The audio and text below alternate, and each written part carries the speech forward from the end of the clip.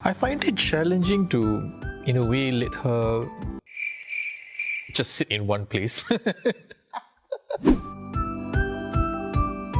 My name's Raj. I'm here with my lovely wife, Kiran.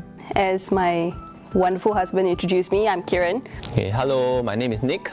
My name is Lynn. Been married actually for 3 years. Now we have a lovely, wonderful, soon-to-be one-year-old girl named Ruhika. I lovingly call her Ruhi. And by profession, I'm actually a legal associate. I work as the actuary for an insurance company.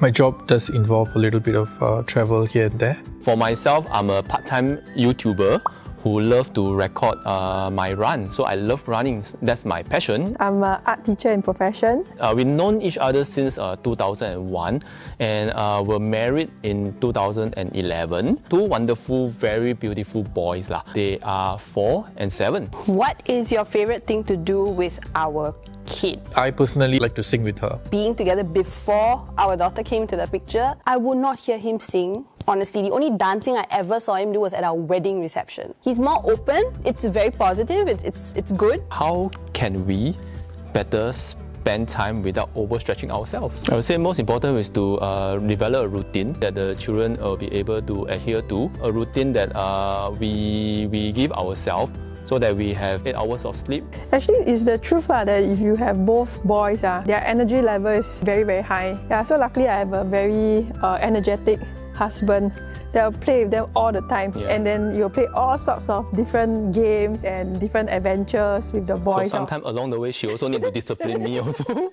Whenever she feels stressed, she will spend time to draw. For myself, it's definitely running. I am more of an introvert. Running is a time whereby I spend a lot of time doing a lot of self-reflection. I find it challenging to blank with our kid. I find it challenging to, in a way, let her just sit in one place.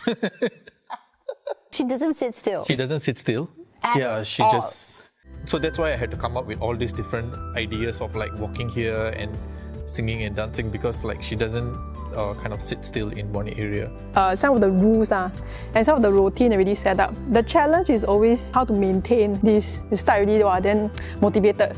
So after a while, then die down a bit. As much as I can, I've subscribed to the fact I do not want to introduce the digital platforms to her. It becomes actually even more challenging for us because you've got to be very quick on your feet to think of activities that do not revolve around digital devices. It's also very challenging to have a balance of giving them what they want, versus what we feel is good for them. We will try to get them things that they like, but at the same time, we will try not to over pamper them. Every time you go for overseas trip, he need to buy something for the boys. So actually, he don't need the toy, but just that is a fun of it. Then budget to be a bit lower. So at least then he also get to give the promises to the boys. Are there instances where you feel overwhelmed about parenting? That's a deep question. Yes, definitely.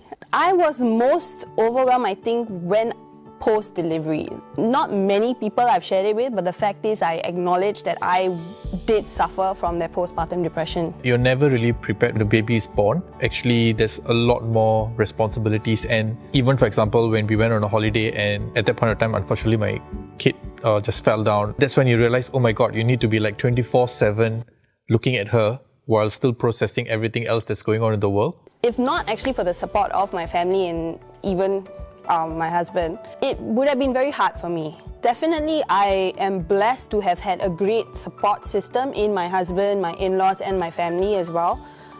Even till today, I'm blessed to know I do not have to go through it alone. How do you feel about the way we handle disagreements with regards to our kids? If we have any disagreement, we definitely will not show it in front of the child. For example, if our child do something wrong, she discipline the child. Even if I don't agree with that particular moment on how she educate the child, I will not say on the spot, so that to ensure that my wife still continue to command the respect of our children. After the incident had happened, right, we will do our own discussion. So for my role is mainly the discipline master. I will use positive reinforce method. I would say communication is the key, being able to build a strong relationship and bond between the parents and child. So this is something I really command her. We did talk about all these things loosely, but not in such a structured manner. It's kind of something internally, yeah.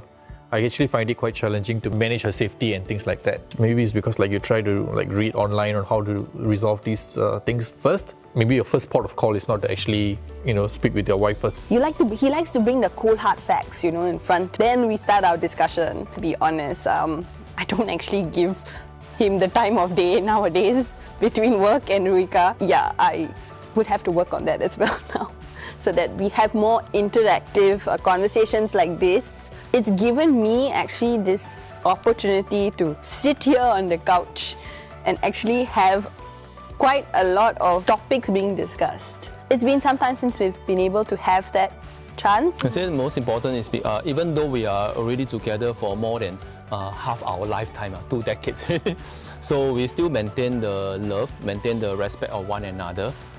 It's just I still love her as much as I first saw her, so it's still the same.